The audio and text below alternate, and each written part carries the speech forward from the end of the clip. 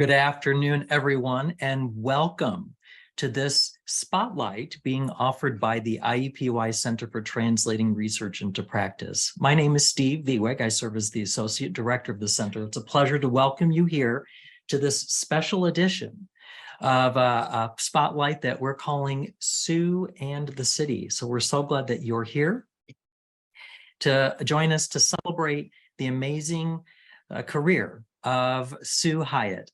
And I shared with her earlier that even my own daughter, who was a student here, experienced a course that was brainstormed by Sue, and it transformed her career. And Sue, I was remembering when you and I first met, not long after the center was created, you and I had coffee out in the community and talked about translational research and the ways that we could connect and work, and look where we are today. So we always like to begin these sessions by thanking our founders, Emeritus Chancellor Charles R. Bantz and Professor Emeritus Sandra Petronio. Sandra was a professor of communication studies. It was Sandra's idea for IUPUI to create a center that focused on translational research. And it was Charles's legacy when he stepped down to create the Bantz Community Fellow Award, which Sue is an inaugural winner of, and we'll be highlighting that work today. So as we get together and start this session, just a few reminders. We're all used to Zoom, but we ask that you do keep your microphones muted as we're going through the beginning of the program. There will be a time when we ask you perhaps to unmute if you want to share a question or a comment after we go through the program, but you're welcome to put your comments into the chat. We'll have some opportunity to visit those and share those with Sue later. We are recording this session for those who are unable to attend and would maybe want to see that later. You can find it on our YouTube channel. And you will, of course, receive one of those post-evaluation requests from this event, and we'll ask you in an email to just click on a link. Take a couple of minutes to give us some feedback about this experience so that we can help plan for the future. We thank you in advance for doing that. You can stay up to date on all the things that we're doing at the center by checking out our website. You can get credit for attending our monthly sessions by going to expand.iu.edu and checking it out. Another way to keep up with us is on social media. Pick your favorite platform. You can find us on Facebook, Instagram, X, but also you can go to our YouTube channel and see what's going on. Check us out at the website.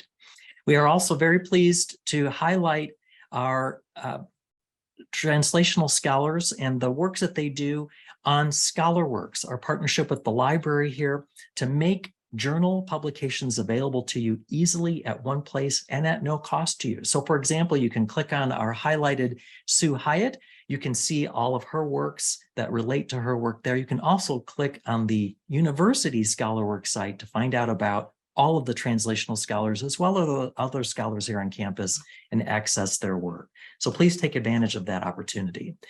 We also have to ask you if you believe that this kind of work is important. The fellowship award is only possible because of the generosity of many partners in the community and beyond. So if you have that opportunity, please scan this, or if you know somebody who might be interested, take the opportunity to help support this important work so that it goes on for generations to come. I think after you hear today about the impact, you'll see why this is important and certainly want to support it any way you can. We have lots of things going on at the center. Just a reminder, coming up in a couple of weeks, our regular Scholar of the Month event will be featuring Professor Susana Mariscal, and she'll be talking about strength-based primary prevention, working together to increase family well-being and social support. We'll have a great conversation. That's on Friday, October 27th at 12 noon virtually. It's not too late to register for that. But today we are here to talk about Sue Hyatt, an anthropologist here at IUPUI with an amazing career. And she's going to, we're going to learn about her work in something called Sue and the City, Adventures in Translational Research in Indianapolis. And so what we're going to do today is first we'll hear from Chancellor Emeritus Charles R. Bantz, who will talk about her work and as the inaugural Bantz Fellow Awardee. And then we'll have a chance to hear from Sue, and she'll tell us about her work and the highlights of her career, followed by these four impressive folks. First, we'll hear from Dr. Kathy Johnson, followed by Dr. Bill Bloomquist, then Dr. Kala Murtada, and finally, Dr. Mary Price. Once they've all had a chance to share their reflections, we'll pause and let you, as the audience, have a moment to share your thoughts, questions, and share the experiences that you've had with Sue's amazing work here on campus. So to begin, I will now invite Dr. Bantz, who unfortunately can't be with us live today, but has been able to share a video presentation of their comments along with Dr. Petronio. So please welcome, and with your silent claps, Dr. Bantz and Dr. Petronio. Hi, I'm Charles Bantz, and Sandra Petronio is here with me. Looking behind us, you're seeing the White River and Mike Carroll Stadium over my ear. That's the lights. And it made us think of Indianapolis, the center of Indianapolis, the campus at IUPUI, and it seemed right for an event that is celebrating Sue Hyatt's contributions, the great work she's done. And we appreciate being asked to comment on that. Anthropology scholar who digs is often an archaeologist, like Paul Mullins was. But while Sue Hyatt is in fact an anthropologist, and she very definitely dug into the culture and community of Indianapolis, she isn't an archaeologist. She focuses on culture and structures and history and the intersection of those things in people's lives. Her work the last decade, really, probably more than that, I suspect, if I look back, has focused on the Indianapolis community and the disappearance, as she and Paul called the invisible Indianapolis, the disappearance of neighborhoods and community cultural history. But she did that, and Paul worked on this as well, to in fact excavate that history, to excavate those cultural experiences and preserve them in their richest forms. Sometimes the documents, the newspapers, the photos, the stories that go along with that. But Sue did this work in a very intriguing way, that she created a class, and that class focused first on the south side of Indianapolis, the near south side, sort of around the area some people call as the neighborhood of Shapiro's, just off the 70 interstate at the inner loop. And she worked on that project with students over a number of years and engaged community members in that work. And as a result, the work, I think, has enhanced a collective understanding of how historical decisions, like where do you put a freeway, and where do you place a university campus, affect, shape, displaced, and eliminated communities, and change the feeling enormously of those communities. As those of you who've tried to walk under the interstate bridges, you know the sense of how different that would be if it were an open street. Sue's passion for preserving memories really did make an incredible difference, because in fact they are being preserved. As I mentioned, they've been working on, they did scan-a-thons, scanning people's documents and photos in order to do the kind of scale to save the work from people's lives. While people have heard a fair amount about Sue's scholarship, not everyone is aware of the degree to which Sue has stepped up. She stepped up to support her colleagues in so many ways. She has served as a reviewer of proposals, both formally after they're submitted and informally in advance, to provide feedback, and then sometimes providing feedback on proposals that had been submitted. She serves on committees. She served her department as chair, which is one of the most challenging jobs on any campus, and she's served her school and campus. So, Sue, we thank you so much for all the amazing work you've done and the change it's made to the way Indianapolis, I think, has thought about its future.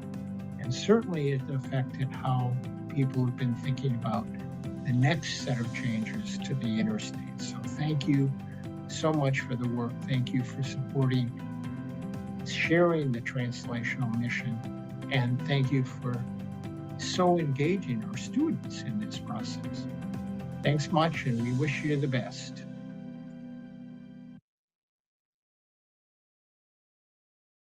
So thank you, Chancellor Emeritus Bantz and Dr. Petronio, for helping set the stage, and welcoming now Sue Hyatt to share with us pieces of her amazing career here at the Indianapolis campus of IUPUI. So welcome, Sue. Well, thank you very much. I feel really moved by that. I think we can just move to the Q&A.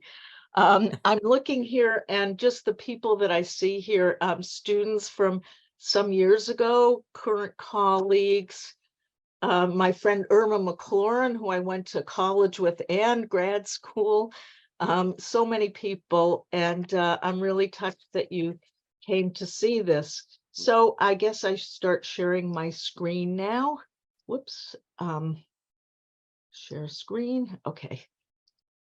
And here we are with the Sue and the City theme.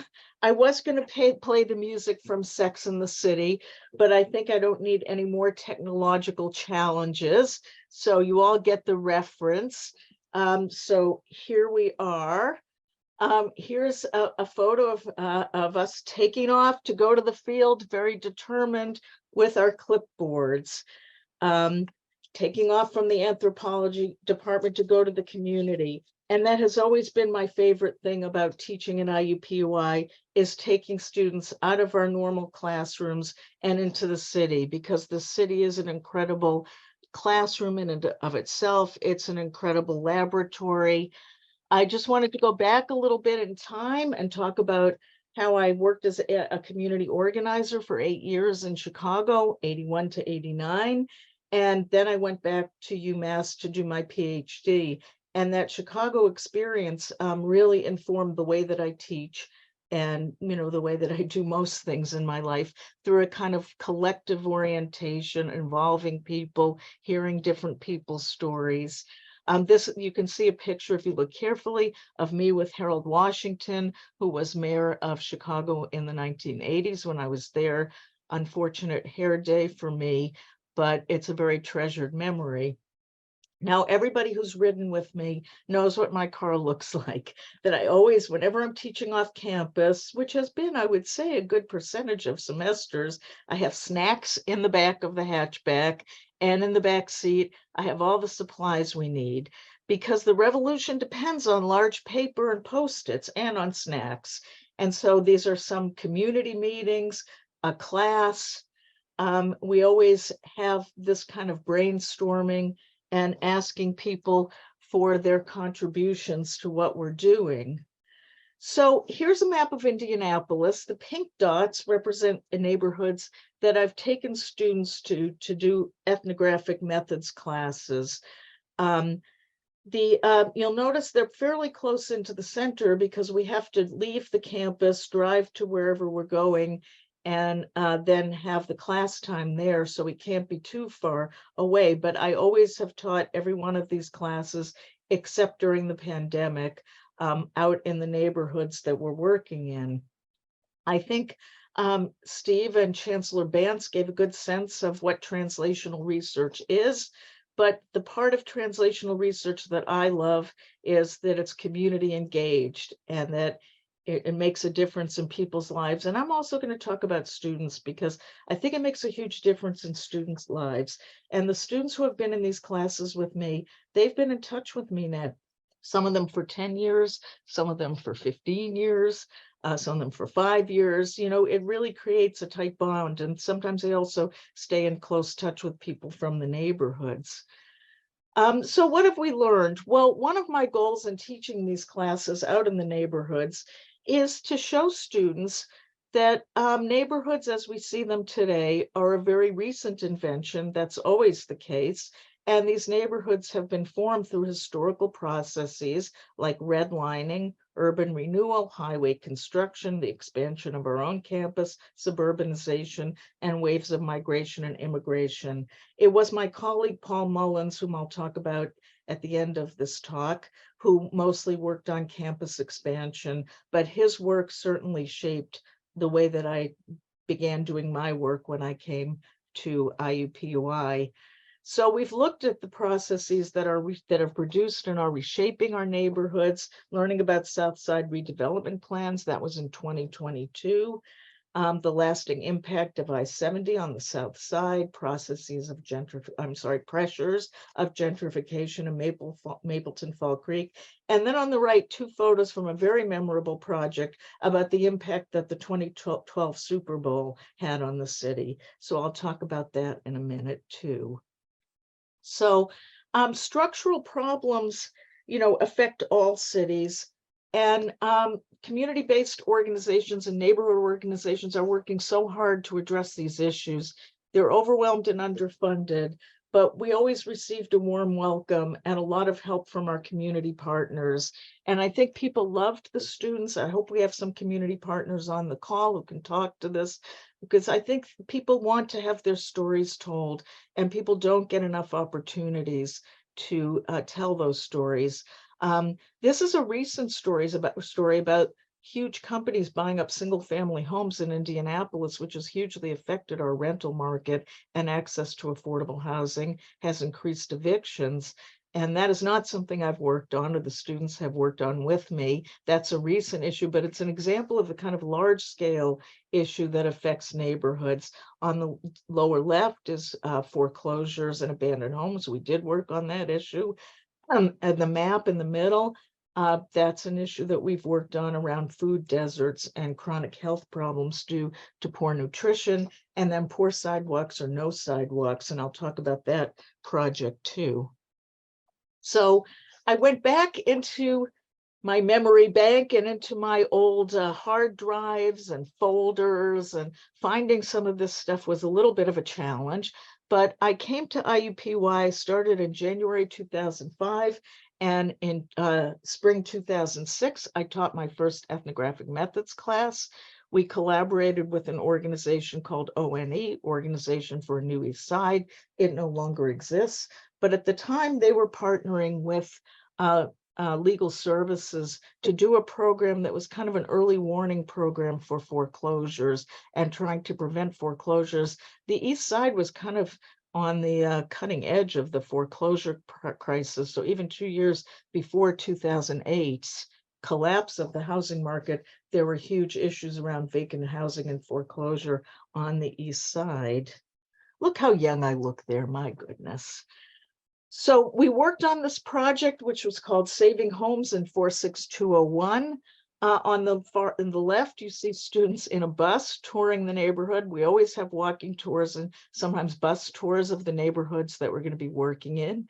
In the middle, or in the next picture to the right, is students in class at Grace Tuxedo Church. We've met in all kinds of spaces, but churches have been really, really great hosts for the class.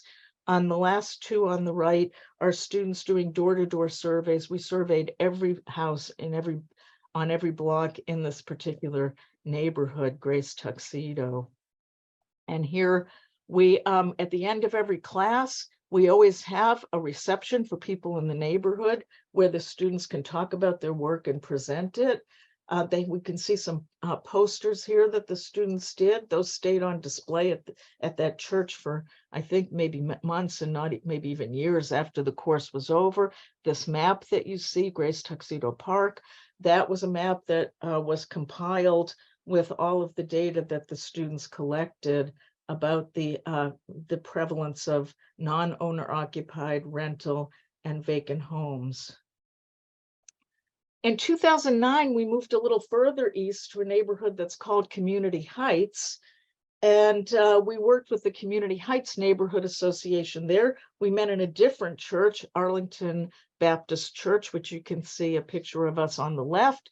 The picture on the left and the picture of us walking on the upper right, you can see us with Scott Armstrong, who was then the president of that association. Scott has stayed connected to me and to many of the students for many years now. And he was such a great person to work with that we worked with him again in another setting, which we'll get to in a minute. For those of you not from Indianapolis, the drive-through sign is attached to a restaurant called the Steer Inn, which is no longer a drive-through, but it was a restaurant right near where the class met. And so often after class, the students would repair to the Steer Inn for some refreshments, as you can see on the lower right. If you look carefully at the lower right picture and the one in the middle in the bottom row, you'll see Jesse Brown, who Indianapolis residents may know, won the Democratic primary for the city county council and will probably soon be serving as the representative for the East Side. I like to think maybe this class helped shape his political trajectory. The students did work at Steer Inn too. In the middle bottom, they're interviewing Mary Moriarty Adams, who was at that time the city county councilwoman from that district. Unfortunately, she passed away some years ago, but she was great to the students. And I think she not only let them interview her, I think she treated them to dinner. We can't, our East Side, near our, Community Heights work resulted in a little neighborhood book called East Side Story, Portrait of a Neighborhood on the Suburban Frontier. And I tell you, I love working on these community publications because there's nothing that we can write that will ever be as well appreciated as these community books. We had a book launch in October, I think it was, of 2009. We had about 100 people from the neighborhood come. We had a grant to print 1,000 copies of the books, which we could freely distribute. You can see somebody holding his books and the student, his book. And what was really great is the people from the neighborhood asked the students to sign their copies of the book. I always encourage students to take seriously the work that they're doing. Undergraduates are excellent researchers. Graduate students are too, but the undergraduates just get stuck in and they're very enthusiastic. And so these two students from that 2009 class, Maggie Bowerly and Dan Brandstrader, they actually published an article about that work in an anthropology newsletter, Anthropology News. And this is just a little quote of something that they learned from working in the neighborhood.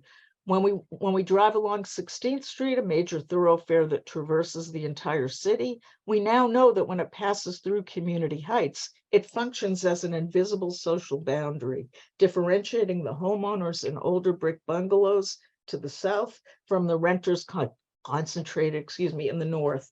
So, I mean, that's the kind of thing that we learn from being in these neighborhoods, from driving around, from talking to people, from using our powers of observation. The project that Chancellor Bantz so kindly referred to, the neighborhood, it was called the Neighborhood of Saturdays, and that was the near South Side. And that's probably the project that became most well known. I'm absolutely sure that Beverly Miller Kahn and her mom, Ms. Pete, who were two stalwarts of that project, are on the call with us today. These are some of the elders. This was a tremendous experience, and we learned about the history of a neighborhood around Lucas Oil Stadium that had once been home to a population of Jewish immigrants and African Americans who lived in, peacefully with bonds of cooperation and friendship. And what was really interesting to hear about this neighborhood was that even in a time of Jim Crow segregation and a time of before court-ordered school integration, these schools were very mixed. And they were mixed not so much by design, but by result of a kind of benign neglect. Sometimes benign neglect can be a good thing. And people lived in that neighborhood and just kind of got on with one another. I'll tell you now how we got this photo, and Chancellor Bantz kind of explained it. We organized these events we called Scanathons. We organized them at the Concord Neighborhood Center, which is down in that old South Side area. And one of the great things about the Scanathons was we had people bring their memorabilia and their old photos and anything they wanted to share. We had them bring them, and we scanned them while we waited and collected the information from them. But part of the benefit of that was that people saw each other's memorabilia. So on the left, you see Beverly Scott Namias and Hildemannn, all looking at, I believe it was a Wood High School yearbook. So people got to see each other's materials. And here's a scan-a-thon that we did at the synagogue where many of the Jewish Southsiders are affiliated. It's up on Hoover Road now, north of the JCC. David, I think, is on the on the call today. He looks quite different now. He's a policy analyst and a father of 4. And on the lower right, you can see 2 of, or at least one of the people from our library. Our digital scholarship unit of our library was just a tremendous help. And they helped us at all the scan-a-thons and helped us cataloging all of the work, all of the artifacts. We did publish a book that in and of itself is a story that I can tell another time. I think I'm in touch with just about all of the students in this picture. This was 2012 at our book launch. Unfortunately, the book is out of print because the publisher went out of business, but I will, Nori McLucas will send out a follow-up email and I'll make sure she puts a link to where you can read a PDF of the book. And the other thing that we'll send out a link to is our website, which is also maintained by the library, was set up and maintained by the library. There's tons of stuff in here. There's over 400 photos and scanned items.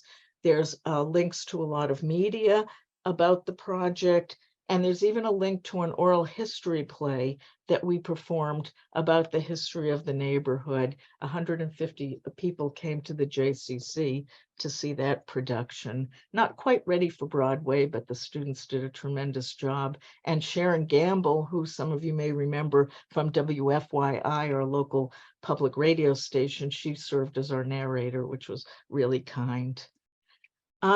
In our travels around the South Side, we learned about a building that had been known as the Communal Building, and I'm pronouncing it that way because that's how Southsiders pronounce it. And if you said communal, they always corrected you. It's Communal Building. And the Communal Building, which unfortunately is no longer standing, was located at 17 West Morris Street. And it was essentially what we would call today a settlement house. And it served Jewish immigrants. When they arrived in Indianapolis, there were citizenship classes, there were social events, there were all kinds of activities. Our Jewish elders, I'm sorry, I didn't mean to say elderly, our Jewish elders reminisced about that, their experiences at the Communal Building when they were growing up quite a bit. In 1958, the neighborhood had changed demographically. After World War II, a lot of the Jewish residents of the neighborhood migrated north. And so the Communal Building became the Concord Center, serving as it says, as a non-sectarian interracial social group. This was an article that we found at the Concord Center, the Contemporary Concord Center, which I'll talk about in a minute, about a Mr. Enoch Mitchell, who worked for 47 years at the Communal Building, and then after it became the Concord Center, and retired in 1975. So needless to say, we didn't get to interview him, but I'm sure he had some amazing stories to tell. Some of you from Indianapolis know about the Concord Center today. Here it is at its current home at 1310 South Meridian. If you really know about the history of the South Side, as everybody who is in my classes does, the place where the Concord Center is now was the site of School 22, which was knocked down. And the doors from School 22 are on the current Concord Center.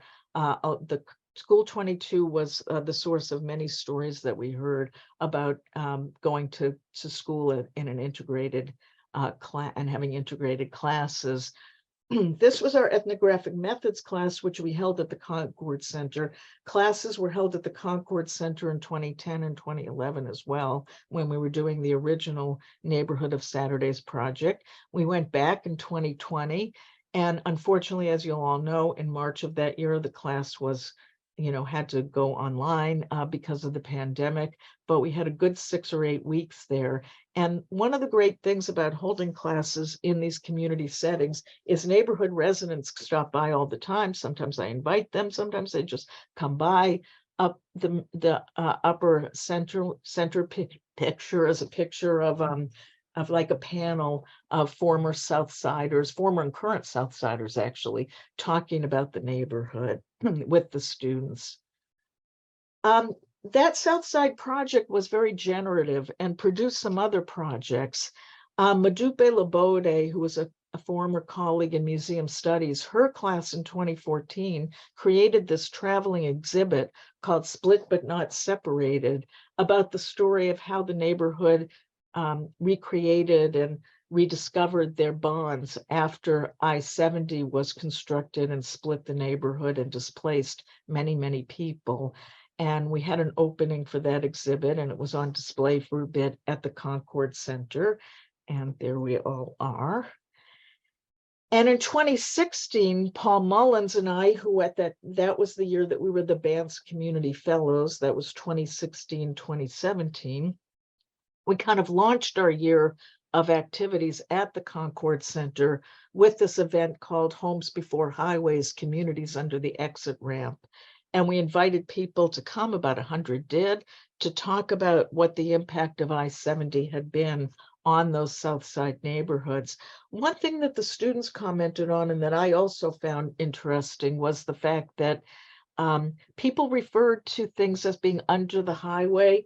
Like when we were interviewing Southsiders, they would say, oh, my house is under the highway. And it always gave us a very interesting kind of mental image of the idea that this neighborhood was still as it used to be, but it was just under the highway. Of course, we know that's not the case, but it was just a very interesting way that people conceptualized of where the neighborhood had gone and where it is now. In 2021, as you can see, that's pandemic time, we opened another history exhibit, a permanent exhibit at the Concord Center. That was by request of the Concord staff. They had said that they would really like to have a little exhibit about the history of the building, tracing it back to its origins as the Jewish settlement house. So our museum studies students once again came to the rescue. This was the opening reception. As you can see, we had it outside because of the pandemic, and people went in small groups to look at the exhibit. It's very hard to get a picture of it, so this doesn't really do justice to it. It's in a kind of narrow hallway. But for those of you in Indianapolis, I encourage you to stop by the Concord Center and take a look at it. On the left, lower left, you'll see the picture of the timeline that the students created, which really gives you a really nice sense of how the Concord Center has served its population on the South Side through different periods, different historical periods and different periods of migration. I'm backtracking now to 2012 to Crooked Creek, which is up on Michigan Road. For those of you from Indianapolis, Scott Armstrong, who I mentioned before, was such a great community partner when we were in Community Heights. And at this time, he was the director of the Crooked Creek Neighborhood Development or Community Development Corporation. So I asked him if we could work with him again, and he very kindly said yes. So this time the class met at the Crooked Creek Development Corporation. We had a very nice meeting room there, as you can see on the right. Here we are in front of the office on the left.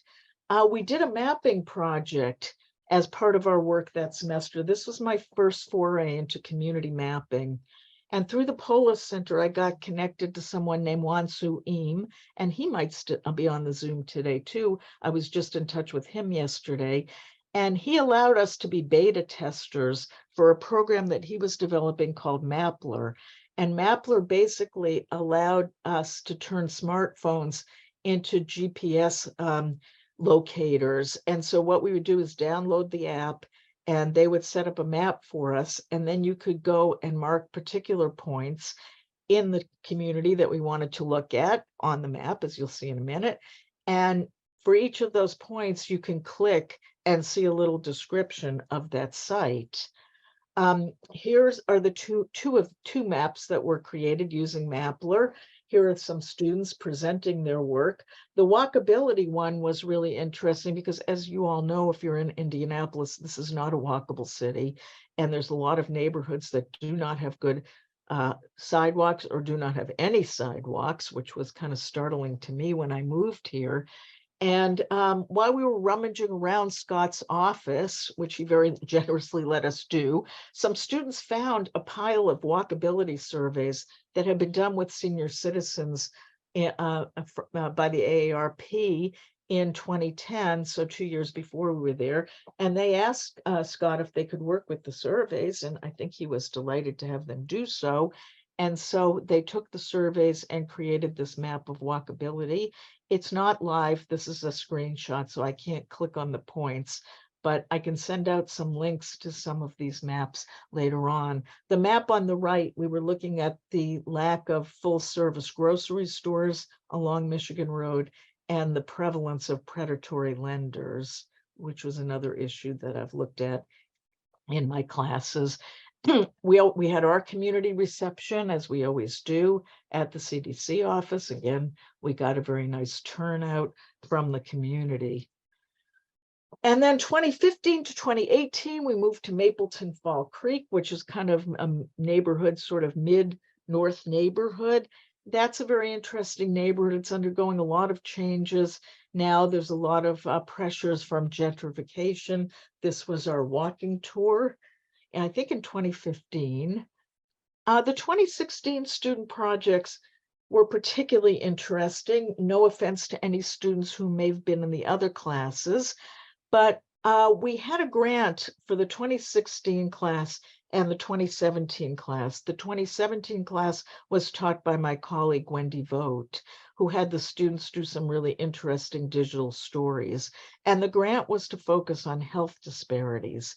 And one of the groups in my 2016 class proposed the idea that public art might be have a positive effect on people's health. And I really didn't know anything about that, but they did research into it, and they found that there was some evidence to support that. Mapleton Fall Creek, I mean, I haven't driven around to check how many of these objects are still there, but it was informal art on people's houses. People painted their driveways, some actual designated public art. There was a range of very interesting art in that neighborhood. So if you live here and you haven't driven around there, I encourage you to do so, and I'll show you a map that you can use to find all the art. We did more maplers in 2016, again with Wansu Eam helping us, a green spaces map and a public art map. And the public art group, oh, and here's our final reception on the left with our wonderful community partner, Lee Riley Evans, who also has stayed very connected to the anthropology department, and down below our audience.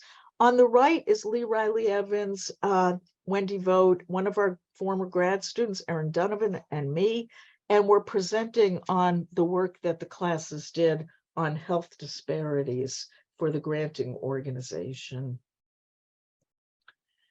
The public art group produced this amazing story map, and hats off to my TA for that class, Haley Hornschemeyer, now Schaefer. I think she's trying to tune in from an airport where she's waiting to change planes, but she was a double major in anthropology and geography. So she brought those mapping skills to the class, and we did some of these story maps. And this one on public art is really so striking and interesting. Everything that team found, they just went to every corner of the neighborhood looking for anything that could be considered art. So I thought it was such a great project that in 2 years later, when I was teaching an introduction to anthropology class, Anthro 104, the students were part of what we call at IUPUI a learning community, and they needed to do a service project. So for their service project, I suggested they create a driving map of Mapleton Fall Creek showing the art, which you can see on your left. And hats off here to that TA, Maggie Straube, who was a geography student who figured all of this out. You can see a picture of the group on the right. And we took the students on a bus tour. Unfortunately, it was pouring rain that day, but we did it anyway. We had a very nice lunch. A group in the neighborhood kind of hosted us for the lunch. To be honest, I can't remember. I think it was an architect's firm, but I invited Scott Westfall to come on. You'll see him standing up on the picture on the right there. He's a public artist. He designed a beautiful piece of art called Silver Fall. It's number 12 on the map on Fall Creek at Delaware. If you live in Indianapolis, I definitely encourage you to go look at it. And Scott Westfall led the class in a very interesting discussion of how do we define what public art is. I'm coming to the end, so we're rolling down the home stretch here, but I could not end without mentioning these MURI projects with Drew Classic. Drew Classic has retired from IUPUI. He used to be a faculty member in our School of Public Policy, and he knows everybody in the city. And he was a tremendous partner. These multidisciplinary undergraduate research projects involve 2 or more faculty collaborating to bring different perspectives to students who participate in them. We structured the projects. It offers funding for some students and funding to support costs like bus tours that we did with that group, or various printing posters, various other kinds of expenses. A lot of the MURI projects are bench science, and so they use it to buy equipment. We used it to go to fun restaurants and visit different neighborhoods and even different cities. The most memorable, I would have to say, was the 2011-2012 Super Bowl City project, because for those of you who don't know or don't remember, the Super Bowl was in Indianapolis in the spring or winter of 2012. So the way that we structured the program was, in the fall, I would usually teach my urban anthropology class. We would focus on an issue, on the issue that we wanted to do the MURI project on. So fall 2011, the urban anthropology class focused on the impact of sporting events on cities. And I can assure you this was not something I knew anything about before we did the class. We read articles about what the impact of the Olympics have been, what the impact of has been, what the impact of the World Cups has been. We looked at different sporting events and articles about the impact on local environments, and it's not really a very optimistic picture of what happens to cities after they host these major sporting events. But we looked at the Super Bowl in the city because of Drew. The students got to interview almost everybody involved with planning the Super Bowl. On the left, the students are standing actually at Butler University, because Butler every year, I think they've resumed this, but it might be online now. They had a really wonderful undergraduate research conference, and we always brought the students to present there. And you can see us there with our friend Elise Edwards, who's an anthropologist at Butler, and she served as our discussant, and the students gave papers on their projects. That picture in the upper middle, that's us sitting in a small room in the library. We would reserve these small rooms in the library and meet there with the group about every 2 or 3 weeks to see how everyone's research was going. On the right, you can see the students with their posters, and that's at IUPUI's Research Day. And we also took students to professional conferences. The Super Bowl group got to go to Baltimore, where they presented at the National Conference of the Society for Applied Anthropology. And they were a huge hit. They were one of very few undergraduate panels. And I got one of my former grad students from Temple, who's now a professor at Towson State, to serve as their discussant. The 2013-14 team looked at urban abandonment. We took a trip up to the region, as we say in Indiana, the north. Oh no, and I'm going to forget if it's northeast or northwest, but North Indiana, where the steel mills and the other heavy industry used to be. That's where Drew Classic is from. So he took us on a great tour of Whiting, Indiana. I think that picture of us standing outside was standing by Lake Michigan on our way up to that area, and at a restaurant in Whiting. And the last group that we did, we talked about 2 models for downtown development, public city to Philanthropolis, and we compared Indianapolis's downtown canal with a walking and biking trail called the Cultural Trail.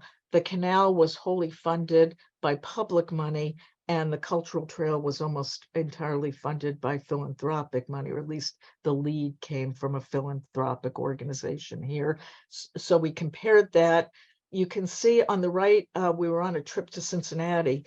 The class was actually supposed to make 2 trips that winter, one to Cincinnati and one to Louisville, to compare them to Indianapolis. The Louisville trip never happened because if you remember the winter of 2015, there kept being big snowstorms and I-65 was closed off.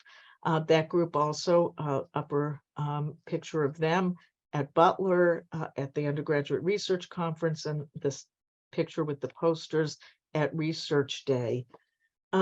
Chancellor Bantz very kindly talked about the Bantz Community Fellowship. My dear and late colleague, Paul Mullins, and I were the inaugural recipients of this fellowship.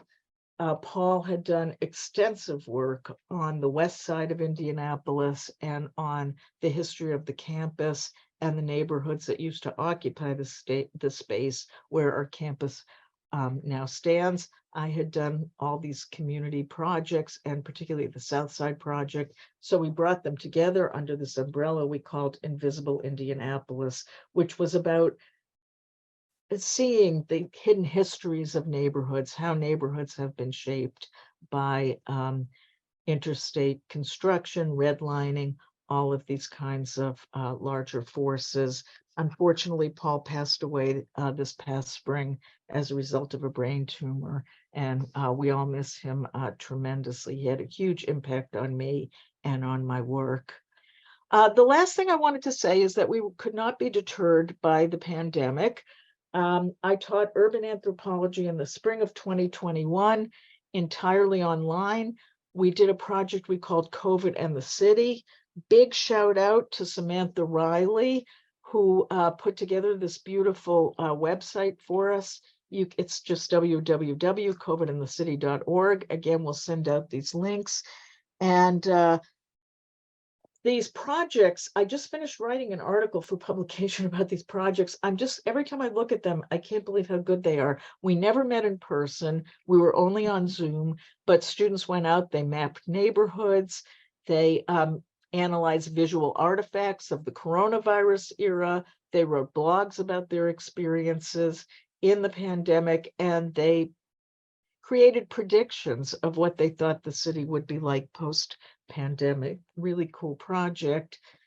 The 2020 and 2022 classes were compromised, of course, by the pandemic, but we still got stuff done. And a former student, Dana Dobbins, they created a website where we've posted a lot of the projects that the students did, both pre-lockdown and post-lockdown, and during lockdown, all of the above. And there's some great links there. You can see videos that a student recorded, kind of tours of the neighborhood, walking tours that a student created. Jake Watson, a fantastic job, and all kinds of other projects. This is the end. I just want to say a huge thanks to all the community partners. That collaborative research, if you take it seriously, it requires an additional investment of time before, during, and after the project. And it's a human relationship. There's give, there's take. We disagree. We come up with different ways to do things. We run into obstacles. We conquer them, but we do it together as equals in an egalitarian process. I hope all my community partners feel that that's been the case. And here's me looking younger, because I was younger, with some Southsiders. And the last thing I want to say is I want to really emphasize what this means to students. I shot out an email and I just said to a few students, like, hey, what did working on these projects mean to you? And I got back these very substantive answers. So I'm not going to read through them now because I think, it will take some time, but hopefully you can look at the recording and actually read the students' insights. And this is just a small sampling. But I have to read an excerpt from Govind Daski's. He was one of the Neighborhood of Saturday students. He said, Professor Hyatt walked the path like a guru, and in turn helped us learn from the fieldwork beyond the academic requirement. Thank you, Govind. I think he might be on the Zoom. So what does it take to do this work? It takes a lot of institutional support. We have a very robust architecture here of organizations, institutions, centers that provide funding, technical assistance, other kinds of support. Shout out to all of them. They've all been tremendously helpful and tremendous allies of this work. We couldn't do it without them. So as we're transitioning from IUPUI to becoming IUI, Indiana University, Indianapolis, I hope that the values of this kind of work will remain at the core of our institution's mission. As the acting chancellor said to me yesterday, or Wednesday, it's part of our DNA. And I think it is part of the DNA of IUPUI, and I hope that remains. And lastly, I have to thank my colleagues in the anthropology department and museum studies. I have had such good fortune here to work with like the best of the best. We're a wonderful group, really. We're a very tight department. We're very collegial. We're very supportive of one another, and they've just been tremendous. So thank you to everyone. And I'm going to stop sharing now and see what people have to say.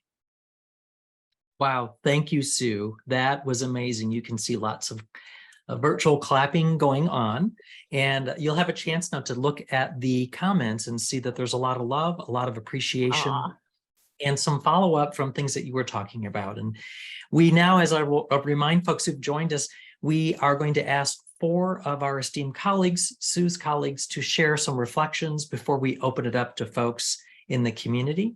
And you'll have a chance to continue putting your comments in the chat, but also when we're finished with our 4 colleagues sharing their ideas, we'll ask you to go to the bottom of your screen under reactions and raise your hand so we know if you'd like to say something, to turn on your camera and your microphone. But first, it's my pleasure to welcome Dr. Kathy Johnson from our campus to share her reflections about Sue's contributions and impact on our campus and our community. So welcome, Kathy. Yeah, thank you, Steve. And thank you, Sue. That was amazing. I was thinking to myself, what can I possibly say? So I do have some prepared remarks, but let me just quickly interject that your description of this phenomenal body of work is truly what has made me most proud of being at this institution. It's iconic. It's really become a hallmark of what IUPUI is known for. And I'm just so proud to be your colleague and to be here today. So some of you might be old enough to remember this slogan. Back in 2008, it was often said about IUPUI on the radio and on billboards, IUPUI where impact is made. And I think this could well have been written about Dr. Sue Hyatt. Dr. Hyatt and her colleagues, Dr. Paul Mullins, have made an incredible impact on so many members of our university community, as well as the broader metropolitan Indianapolis region through this community engaged research, which Sue just described for us. It's really become a signature area, and I'm delighted to hear that the acting chancellor echoes that theme. And I really am convinced that it will persist and extend far beyond some of us. And I will continue to watch with pride at what happens next. I'll also forever be indebted to Sue for her tireless advocacy aimed at preserving the history and the culture of minoritized Indianapolis communities. So Sue, as you can tell from her remarks, clearly is a teacher scholar whose core values, at least I found, are evident within the first few minutes of meeting her. She is passionate about her scholarly work. She loves learning as much as she loves teaching, and she really considers her students to be co-instructors. Her background in community organizing from back in Chicago days clearly has provided strong roots for her academic career. Her professional service, her teaching, and her anthropological research are tightly fused together and bound by threads of activism, equity, and a commitment to social justice.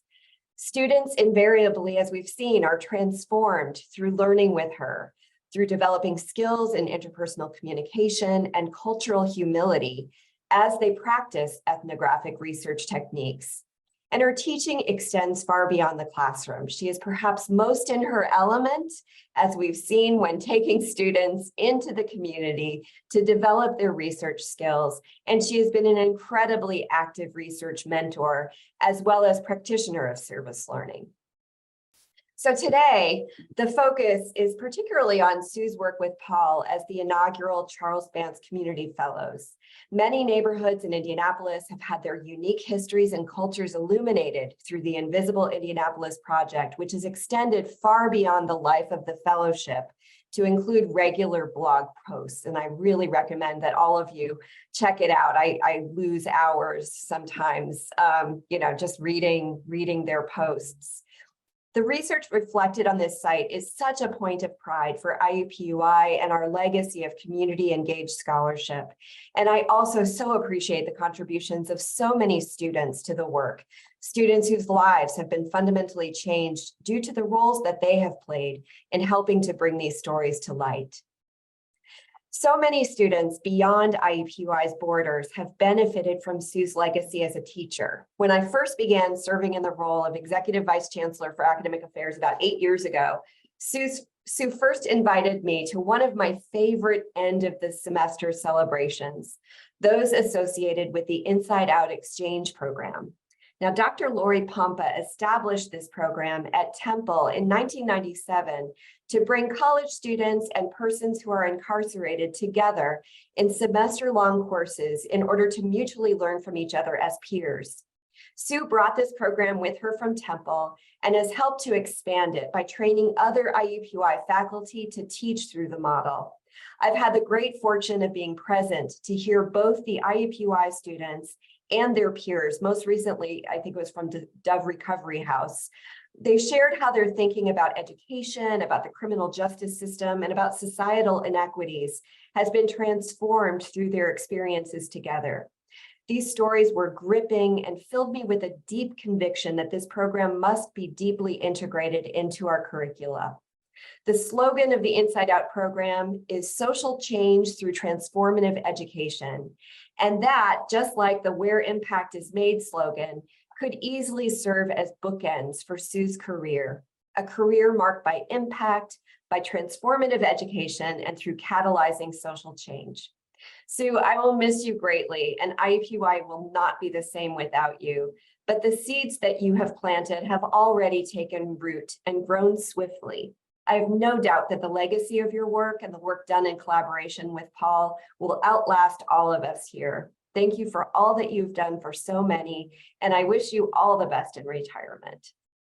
So thank you. And now it is my great honor to introduce the next speaker, who is Professor Emeritus of Political Science and also Dean Emeritus, the very smart dean that hired Sue, Dr. Bill Blomquist. That's very kind. I can't take credit for that, but I don't know. Maybe I shouldn't correct the record and just claim it. Anyway, got to work with Sue though. Thank you, Kathy. We're going to miss you too. It's joyful and it's touching to listen to and remember the work and the different projects. Nuri, if you could advance the next slide, please, for me. One of the things that I think, as Stephen and as Charles and Kathy talked about the importance of translational research, I just want to connect that to the Neighborhood of Saturdays project that I'll talk about for just a couple of minutes.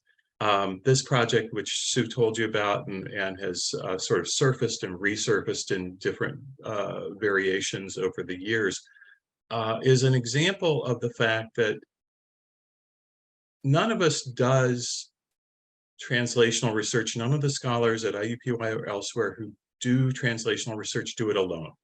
This is not the work that you do, as the sort of solo lone wolf researcher, tucked away in a little office, sort of scrivening away. That this is the work that brings people together because, first of all, it's what motivates us to do the work, and second, it's necessary to do the work.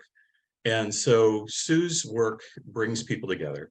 And in the case of the Neighborhood of Saturdays project, it brings them back together because although this is a group of people communities originally from the Old South Side, now more spread around the city, they get together from time to time, but the project, the Neighborhood of Saturdays project, was an additional reason to get back together and to get back together more often.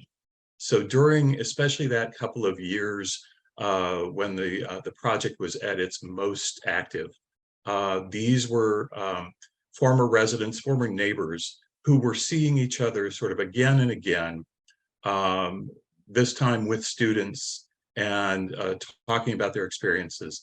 And so it's one of the real hallmarks of translational research is that not only do you not do it alone, but it brings people together. Nuri, if you could advance to the next slide for me, please. The other thing that jumps out about Neighborhood of Saturdays is, for reasons that Sue described and Sue and Paul's research has reviewed in a lot of contexts, this is a neighborhood that literally in some respects and certainly figuratively got buried by actions taken by people in the city of Indianapolis, Marion County, state of Indiana. And so one of the sort of joys, I think, probably for the neighbors most of all, was to stand in the public assembly room of the city county building and have the city of Indianapolis recognize the Neighborhood of Saturdays. And I think a good lesson in the fact that at its best, translational research and the work that Sue did most specifically sort of lifts people back up who've been pushed down and to the side. And so that was certainly a wonderful part of the Neighborhood of Saturdays project. Nuri, next slide, please. And some of you might be thinking as you're listening to this, especially if you're newer to Sue's work and you're hearing about some of this stuff for the first time, you might be thinking, wow, more people ought to know about this.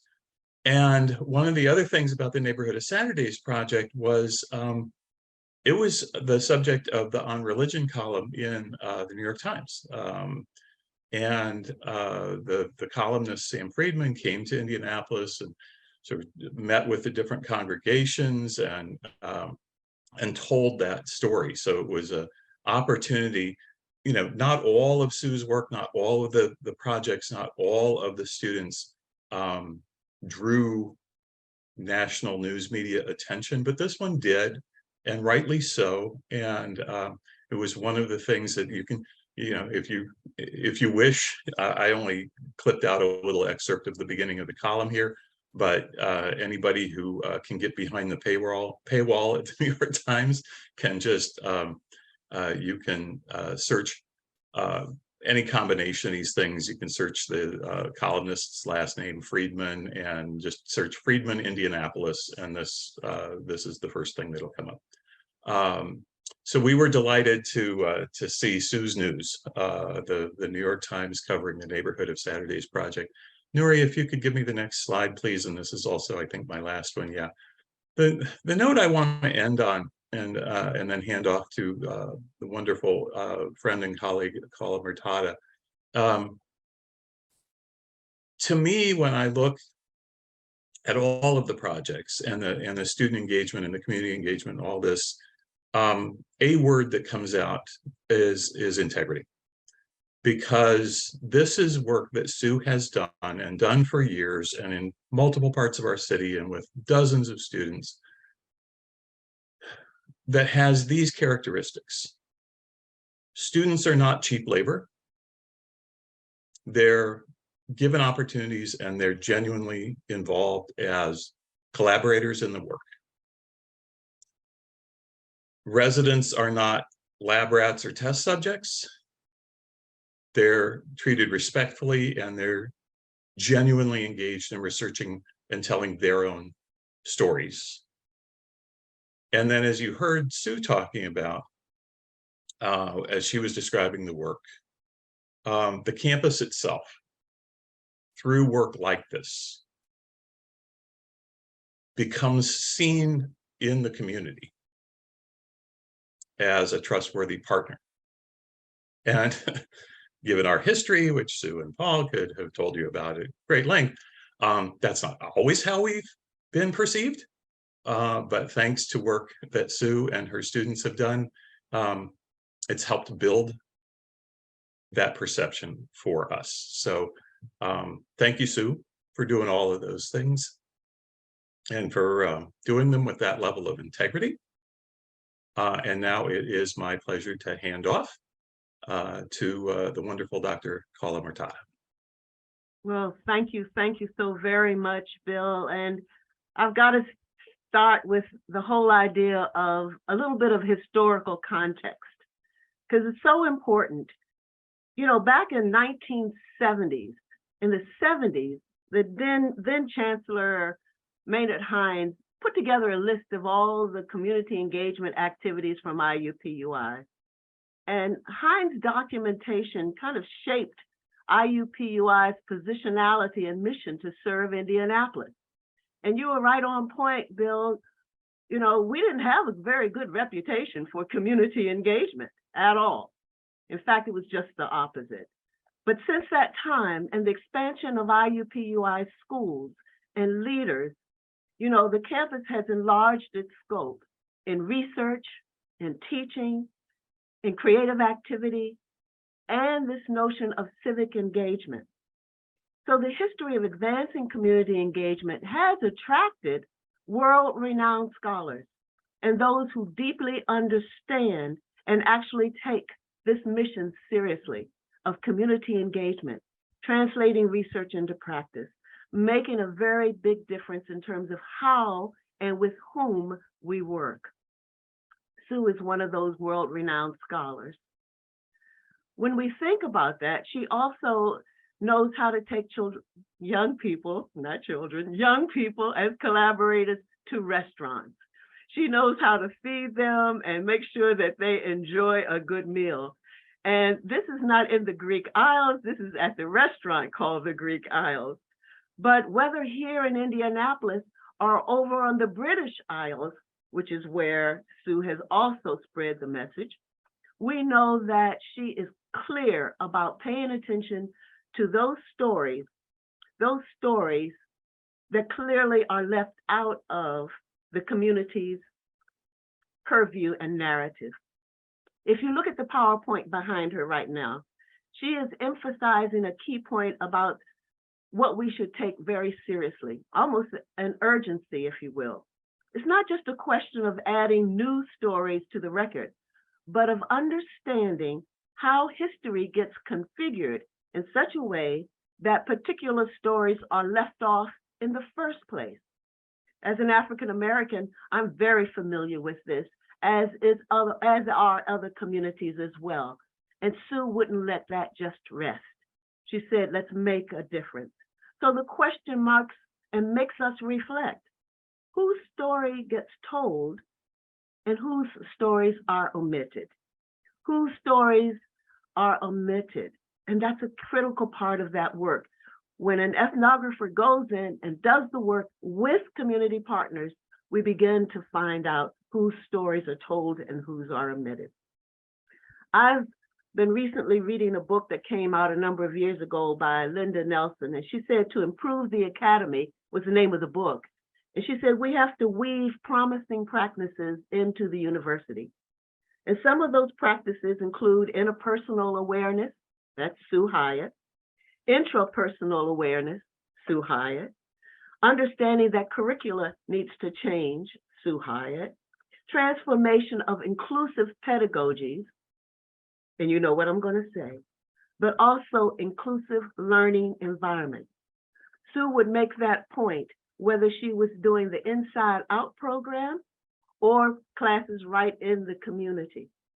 And I want to say something about the Inside Out program. I think it's important. I've attended many of the ceremonies that are closing ceremonies for the Inside Out program. And they can always be summarized in this way, because everyone is impassioned when we're there. They're reflecting on their learning. Sometimes folks are crying, but they're given an opportunity to really share what was the impact of learning together from those on the inside and those on the outside. And what Sue would always say is that this was a learning opportunity for all of us. including administrators and faculty on the campus, along with individuals who had been or were dealing with justice-involved issues. The students say thank you. We say thank you, Sue, because you've committed to the work of cultural, racial, and social justice, both locally, nationally, and internationally. Thank you, Sue. Passing it on to Mary Price. Mary, take it from here. Good Lord, I don't know what's left to be said.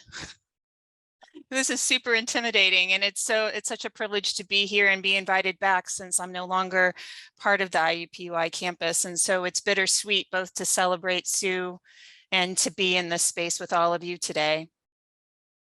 I think I want to invite us, as I think about Sue's legacy and work, to invite us not only to think about this in its translational research dimensions, but connect it to a broader question that's confronting higher education more broadly, and that I see Sue as a beacon and many other faculty at IUPUI and students and community members that have been part of the legacy of this work. And that's the relationship between higher education and democracy. And in translational work as represented by Sue, one of the things that I see here is her work as a complete and connected scholar. And the democracy I'm talking about is the little d democracy of how we make decisions, how we come to understand knowledge, how we come to understand the capacities for collective self-determination.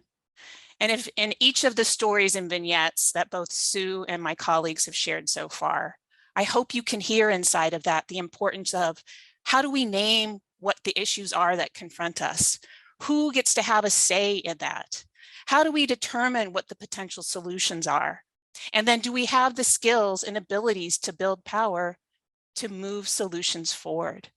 And that fundamentally, my friends, is democratic practice in action. And it is something that's under threat in this country, and something that we can see in Sue's work. Long-term efforts, not just by herself, but with others on campus and off, to do what John Dewey invited us to remember. And I don't know how many of you are familiar with this, that democracy has to be born anew every generation, and education is its midwife. We are all partners in that, whether we see it or experience it very often. But what I've appreciated about Sue's work and being a part of the IUPUI story is the effort that in the context of our own complicated legacy and involvement in displacement, that there is also this anchor work here to try to reclaim the democratic promise. And I want to call back to Kathy's note that there was another marketing campaign that focused on IUPUI and IU as fulfilling the promise. And the promise is not just individual education, is this larger promise for who we are as a people and how we come to understand that. Nuri, can we go on to the next slide? Thank you so much.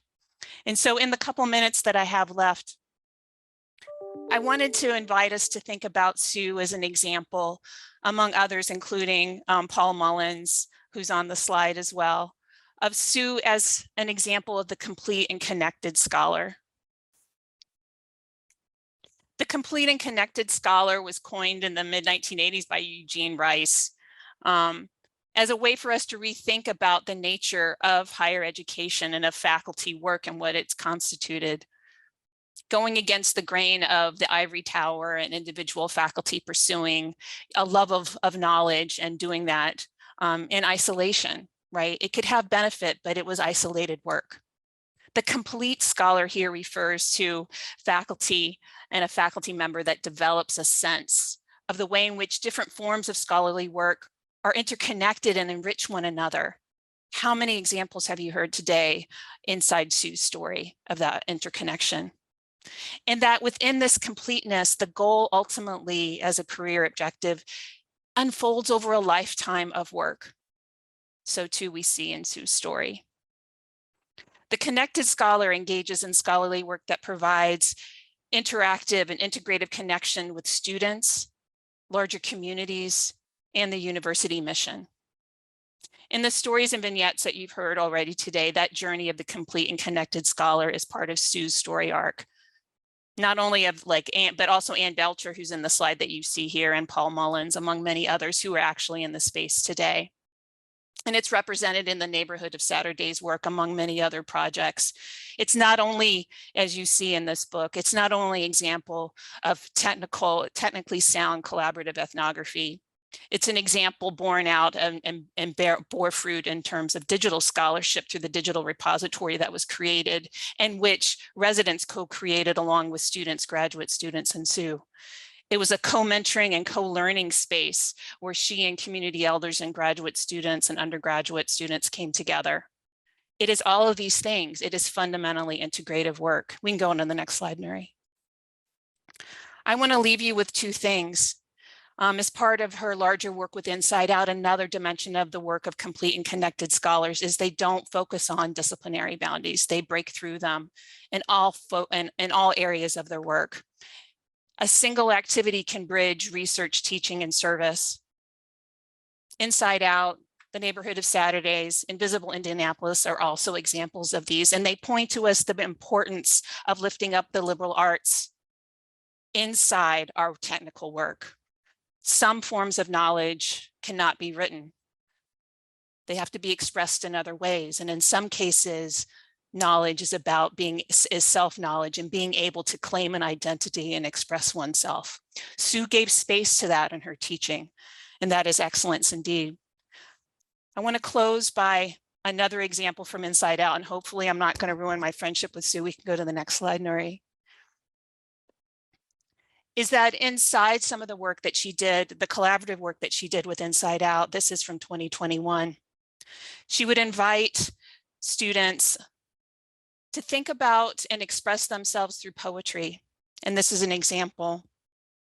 This she invited, along with colleagues from PACE, to have students inside and out think about the nature of bridge leadership.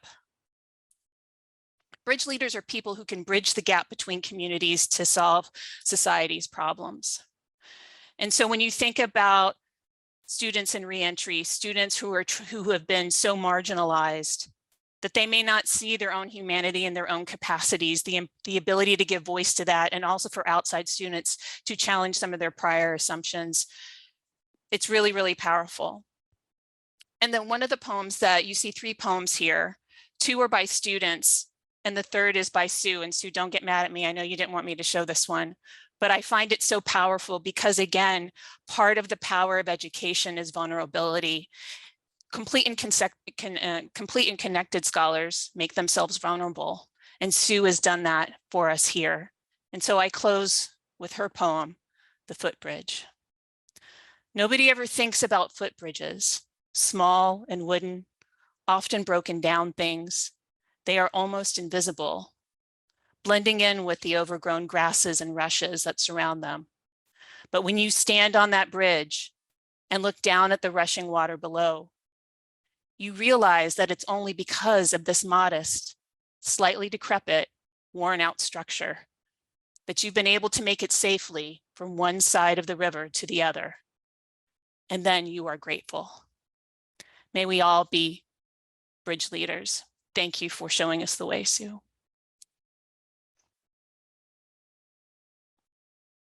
Well, thank you all very much for taking some time and sharing. And Sue, I know that when we were planning this, you talked about how hard it would be to not be able to see the audience and I'm glad you were gracious to just listen to everybody talk about the amazing impact that you've had. And I know you've had an opportunity to see the comments that are in the chat for our Zoom about the memories and the impact that you've made on students, the community, and all of us.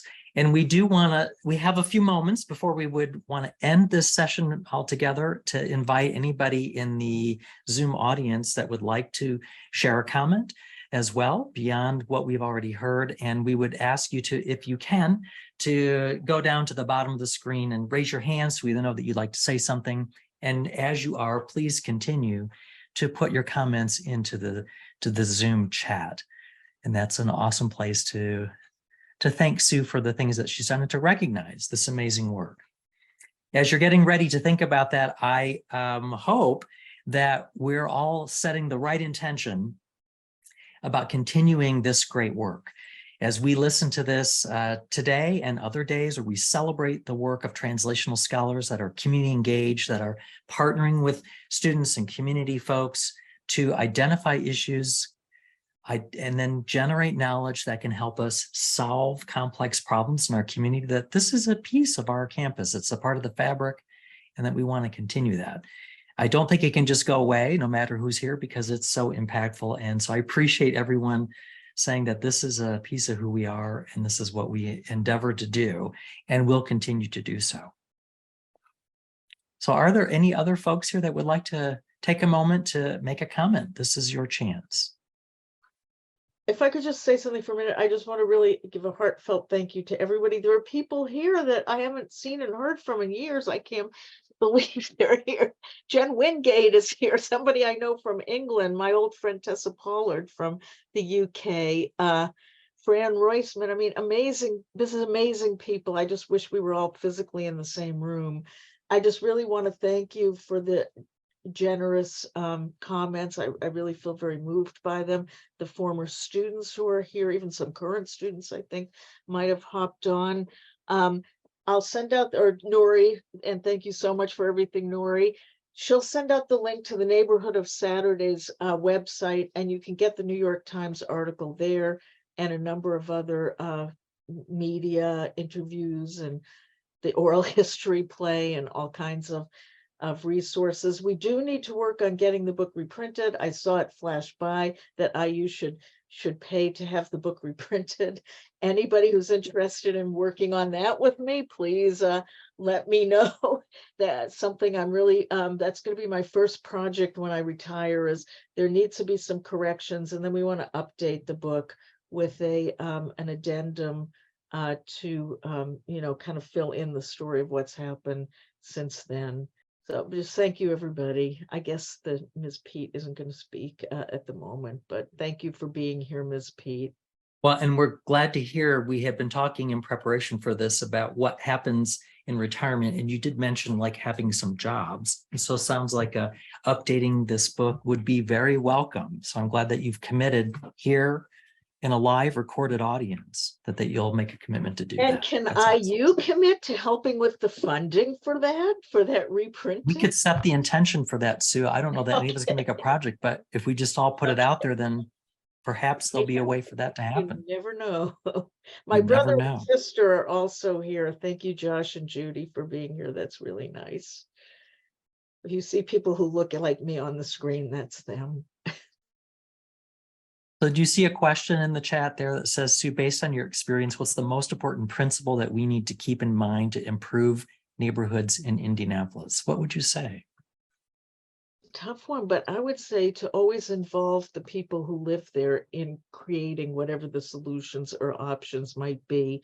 As people, I've learned a lot about the recovery movement and people who are formerly incarcerated, and they always say nothing about us without us. And I think that should just be a general principle everywhere. The other thing that you did say that I wanted to highlight was you mentioned that it's about relationship. And it seems from my own perspective as a social worker that everything that we do is based around relationship, and that involves taking the time to get to know one another, to listen, and to be good partners. And that's how we can really make a difference. And then I listened to the stories that are shared today about what an impact that makes, lifelong impact that makes from an academic setting. And so thank you for making that possible.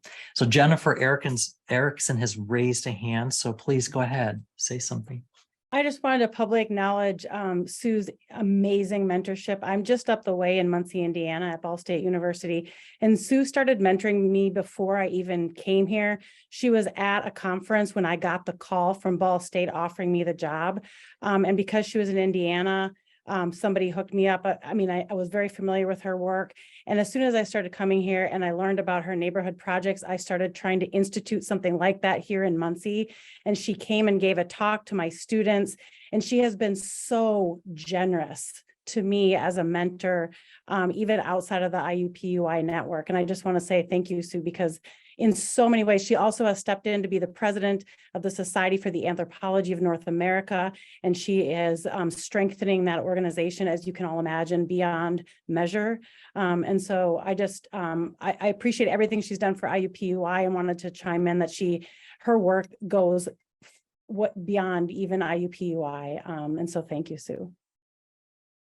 Thanks for sharing that. That's very important. And I think it does illustrate the generosity and passion that Sue brings. And I think every time we talk to Sue and you just hear her talk about it, it just fuels her. It just gives her passion to keep doing this work. So I noticed Barb Pierce made a comment about what do we do to make sure that the Inside Out program continues. And Barb, you'd be glad to know that there was already some conversation about that. So hopefully that is something that will happen, and that we encourage everyone to advocate for this and other kinds of programs because they're so important. Thank you, everybody, for joining. And we will just stay around for a few minutes for those that wish to stay for after the conversation for a little bit. But we appreciate that you've been here for this long. We know you have other things to do. We hope that you continue supporting IUPUI as we transition to IUI and whatever else we may be, and continue these important programs in partnership with our community that includes students, faculty, staff, as we continue to solve problems and work together. And I love this idea of that we're family. So thank you all for joining.